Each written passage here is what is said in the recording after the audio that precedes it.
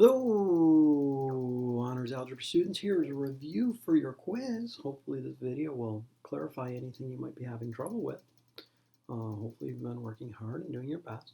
I'm going to find the nth term for two problems, this one here and then one more problem that's hidden down here, and I'll talk briefly to help you review a couple things.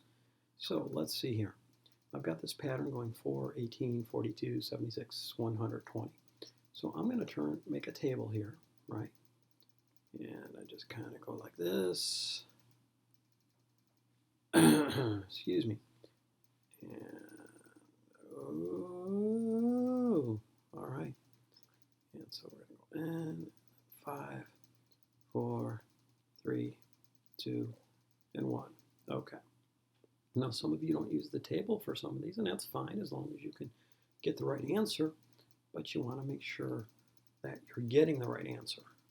Okay, so I'm going to find the first differences, right? The first differences. And so this will be what? Plus 14. And I'm going to get, let's see, if that were 20, it'd be 22. So I believe it's going to be 24. All right. And then here, 42 looks like it's going to be 36. No, 34. Yeah, 34. And then over here, I'm going to go up, looks like 44, I believe. All right, so the first differences don't match the first differences. So I'll go down to the second differences. The second differences look like they're all plus 10, don't they? All right. Now, since the second differences match, this pattern is quadratic, right? It's quadratic.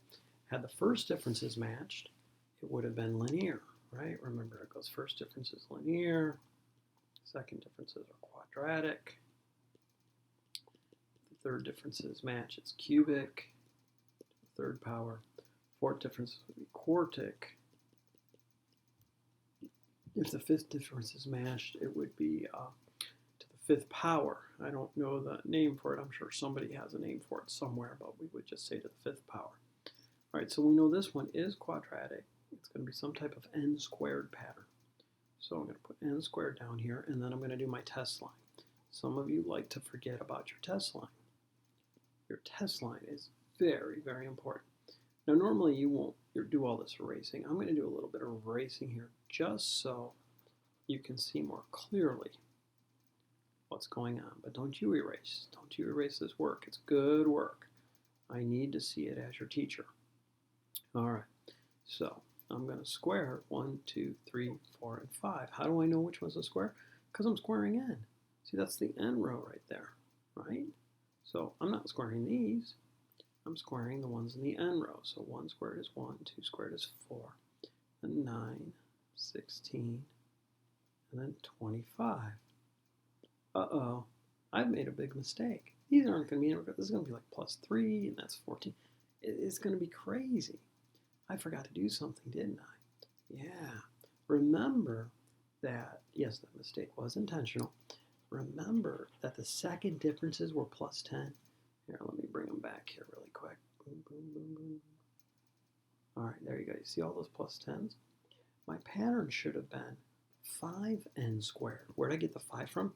Half of 10. I don't know why I don't have a 1 there. So it should have been 5n squared, half of what the second difference is. So when I do my comparison line, I'll be squaring 1, 2, 3, 4, and 5, but then I'll be multiplying it by 5. So make sure you follow the order of operations, right? Okay, so let's see here. So this one will be this. 1 squared is 1 times 5, 5. And then the second one is this. 2 squared is 4 times 5 is 20. Excuse me. All right, and then 3 squared, so we're going to have 9, and 5 is 45. Okay, and then let's see here. 4 squared is 16 times 5 should be 80.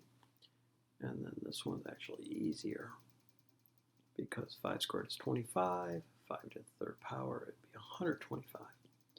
And now as I compare up, I notice I have to take away 1. Here I have to take away 2. Here I have to take away 3. Here I have to take away 4. And here I have to take away 5. Well, 5n squared. And what am I taking away every time? Well, I'm taking away whatever n is. Right? On the third one, I took away 3. On the fourth one, I took away 4. On the fifth one, I take away 5. Oops, I started to write the wrong thing, pardon me. So on the nth one, I'm going to take away n. All right. Okay, coming on down here. Here's another pattern. Whoop. And so I need to make that little table. Right? So let's see.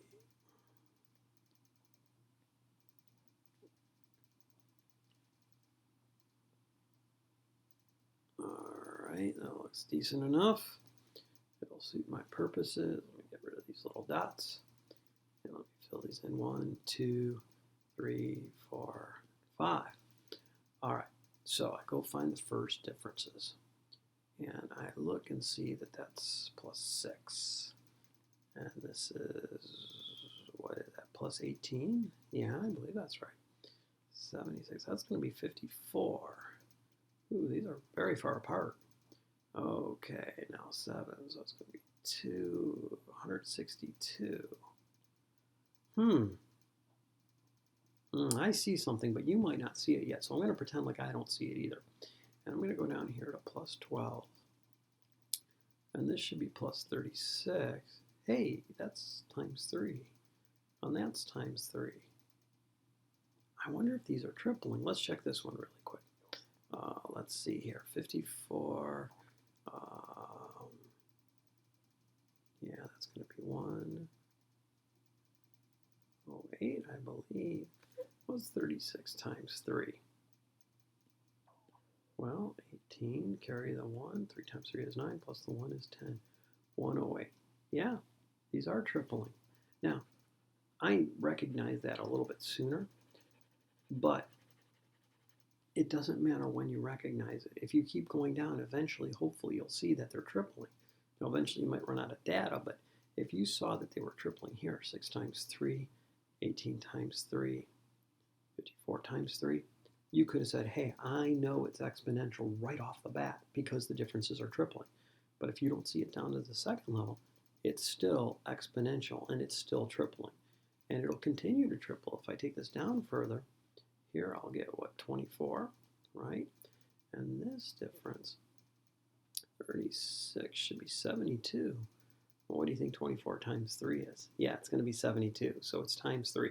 You don't have to do all this work, okay? So I know that it's an exponential pattern, and again, don't you erase the work when you do this on a test or a quiz. Okay, I know it's exponential, and I know that that amount it's tripling by is going to be my base. So this is going to be 3 to the power n. So let's see here. So I do 3 to the first and I get 3. 3 to the second is 9. 3 to the third is 27. Hey, it looks like I'm subtracting 5 every time, doesn't it? Yeah, sure does. Remember, test it 3 times. 3 minus 5 is negative 2. 9 minus 5 is 4. And 27 minus 5 is 22. So yeah, I can be pretty assured that it's 3 to the power of n minus 5. All right, now remember, I can use those to find any term I want. I can find the 100th term, I can find the 1000th term. It doesn't matter, but that formula, that expression allows me to do that. All right, I don't know if there's anything else I wanted to say about this other than good luck to you. And Mr. Lawrence signing off. Have a good night, everybody.